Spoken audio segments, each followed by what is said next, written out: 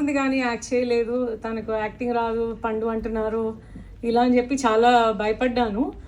But then పద్మానే బాగా బలంగా నమ్మి సుకృతిని సినిమాలోకి తీసుకొని వచ్చింది. అండ్ ఇంకా వీళ్ళందరూ ఆర్టిస్టులు అందరూ నాకు చాలా ఇయర్స్ గ్యాప్ వచ్చేసింది వీళ్ళతో మాట్లాడి, కాబట్టి నాకు అందరి పేర్లు గుర్తులేవు, సారీ. అండ్ ఇంకా నేను అసలు స్పెషల్గా థ్యాంక్స్ చెప్పాల్సింది నవీన్ గారికి, రవి గారికి, మా ఆయనకి. ఎందుకంటే మేము చేసాం కానీ నాకు అర్థం అవ్వలేదు, అంటే ఎలా దీన్ని, అంటే ఫెస్టివల్స్కి వెళ్తే చాలు అనుకున్నాను నేను.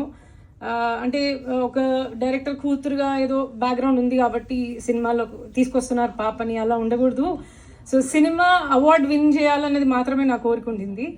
సో అది అయిన తర్వాత అప్పటి నుంచి అంటే అందరూ అప్రిషియేట్ చేయడం చూసి నేను అందరూ స్కూల్ పిల్లలు, పేరెంట్స్, అంటే లైక్ టీచర్స్, గ్రాండ్ పేరెంట్స్ అందరూ చూడాలి అని అనుకున్నాను.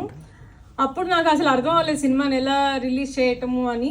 బట్ నవీన్ గారు వాళ్ళు, రవి గారు వాళ్ళు, శశి గారు చూసి మేము చేస్తామండి, ఎందుకు, మన సినిమా మన పాప